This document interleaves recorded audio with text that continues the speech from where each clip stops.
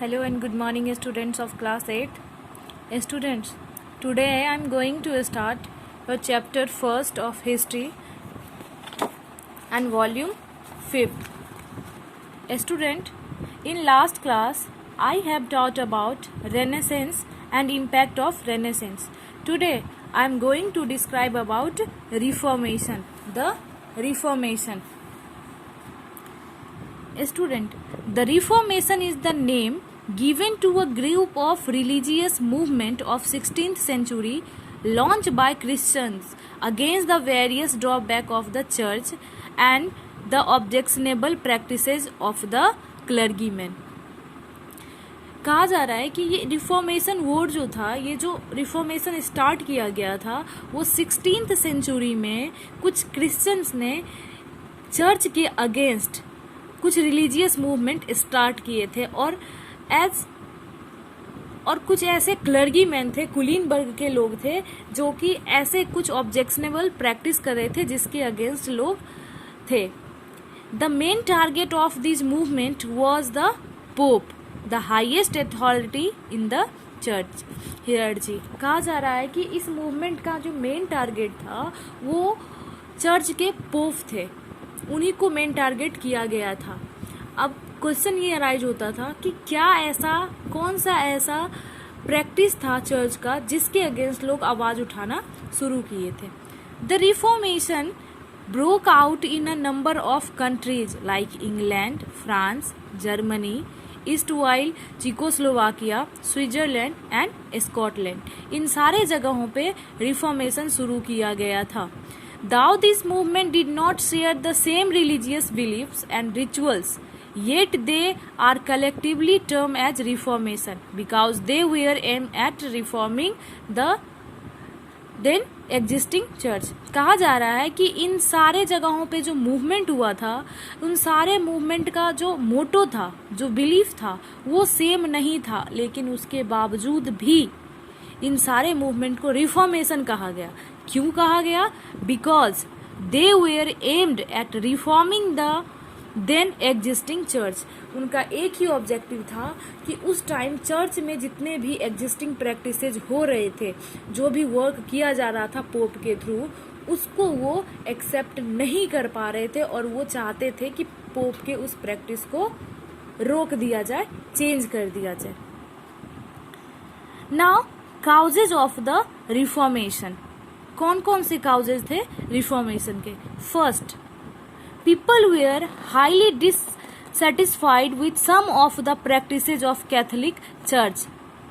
As I told you in earlier classes, in 16th century people dissatisfied with the practices of church. लोग जो थे वो अब church के कुछ मूवमेंट्स के, चर्च के प्रैक्टिस से डिससेटिस्फाइड होने लगे थे. अब यहाँ पे मैं आपको बताऊंगी कि वो कौन कौन से ऐसे प्रैक्टिसेज थे चर्च के जिसको लोग एक्सेप्ट नहीं कर पा रहे थे.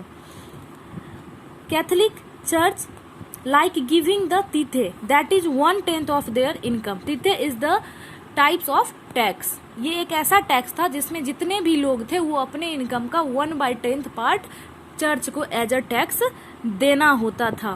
Paying Peter's pence a tax to build Peter's saint Peter's church and buying pardon certificate. एक टैक्स था जो कि संत पीटर चर्च जो कि रोम में बनाया जा रहा था उसके बिल्डिंग के लिए लोगों को देना होता था. एंड मोस्ट इम्पोर्टेंट प्रैक्टिस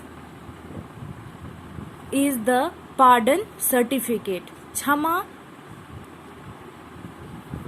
प्रशस्ति, जो कि चर्च के पोप के थ्रू लोगों को दिया जाता था. ना what is the pardon certificate?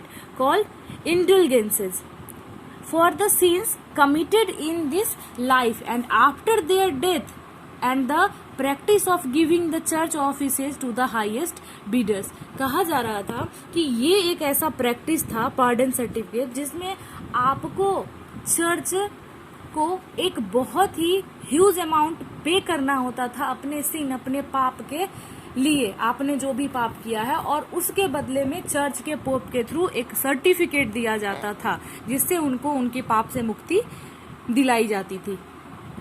Some corrupt practices like charging fee for every transactions of life from birth to death. Fee for the peace of the soul and fee for the soul of the people dead long ago. बहुत सारे ऐसे practices थे जो कि लोगों पे जबरदस्ती थोपा जा रहा था, जिससे लोग चर्च के पोप से डिससेटिस्फाइड हो चुके थे। उन्हें अपने लाइफ के हर एक एक्टिविटी के लिए, लाइफ के हर एक ट्रांजैक्शन के लिए कोई ना कोई टैक्स, कोई ना कोई कर चुकाना होता था। In fact fee for the salvation of the soul and pronouncing a marriage lawful और अनलॉफुल। बहुत सारे ऐसे टैक्स थे जिनको मैरिज को लॉफुल अनलॉफुल बनाने के लिए दिया जाता था, आत्मा की शांति के लिए या फिर किसी भी तरीके के लिए। इनफैक्ट कि लाइफ के सारे ट्रांजैक्शंस के लिए उनको चर्च को कोई ना कोई टैक्स देना होता था। Some of the clergyman lacked proper education, lived in luxury and neglected their religious duties. और क्लर्गीमैन जो थे, कुलीनबर्गीय लोग जो थे, जो चर्च से जुड़े हुए होते थे, वो अपने लाइफ को लग्जरी ये कर रहे थे, बिता रहे थे, और उनका रिलीजियस ड्यूटी से कोई लेना देना नहीं था। वो उस पोस्ट पे होते हुए भी अपने उस ड्यूटी को परफॉर्म नहीं करते थे। सो these are some reasons that people dissatisfied with the Peter's church or Pope of the church. Next, Pope's interference in the political affairs was resented by the kings. कहा जा रहा था कि धीरे धीरे चर्च के जो पोप थे वो पॉलिटिकल अफेयर्स में भी इंटरफेयर करने लगे। For example, when pope Clement II interfered in the political affairs of French King Philip IV, the king forced Pope to leave his headquarters at Rome and stay in Avignon in France. कहा जा रहा था कि जब pope Clement II French के king Philip IV के कुछ political affairs में इंटरफेयर करने लगे, तो उस राजा के तरफ से, उस किंग के तरफ से पोप को प्रेशराइज किया जाने लगा कि वो अपने हेडक्वार्टर को, रोम के हेडक्वार्टर को छोड़ के वो फ्रांस चले जाए। Similarly king Henry IV of England took away the church lands, closed a number of monasteries and took away their buildings, land and money. उनकी तरह किंग हेनरी IV जो थे इंग्लैंड के, उन्होंने भी चर्च को जितने भी डोनेशंस दिए थे उन सबको उन्होंने रिटर्न बैक ले लिया। मोनास्ट्रीज को भी बंद करवा दिया। और मोनास्ट्री क्या होता था? जहाँ पे चर्च के रिलेटेड मॉन्क और पोप और उनके फॉलोअर्स रहते थे, उनको मोनास्ट्रीज कहा जाता था। और वो जितनी भी बिल्डिंग्स, लैंड और मनी उन्होंने दिया हुआ था, उन्होंने चर्च से वापस ले लिया।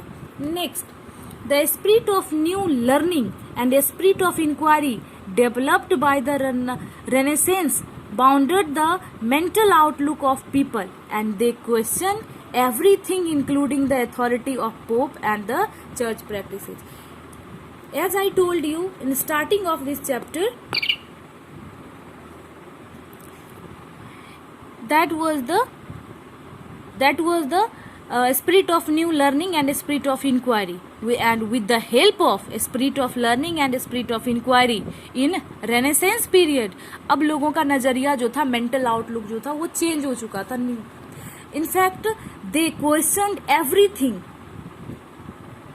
Everything including the authority of the pope and the church practices. अब वो चर्च के हर एक एक्टिविटी, पोप के हर एक एक्टिविटी को क्वेश्चन करना शुरू कर दिए थे। Next, Martin Luther, a German clergyman and professor of theology at the University of Wittenberg, openly criticized the Pope and the Church and launched a movement against the abuses in the Church and the authority of the Pope. Martin Luther, जो कि खुद एक German क्लर्गीमैन थे, कुलीनबर्ग के थे और professor थे, उन्होंने पोप और चर्च के अगेंस्ट शुरू कर दिया एक मूवमेंट।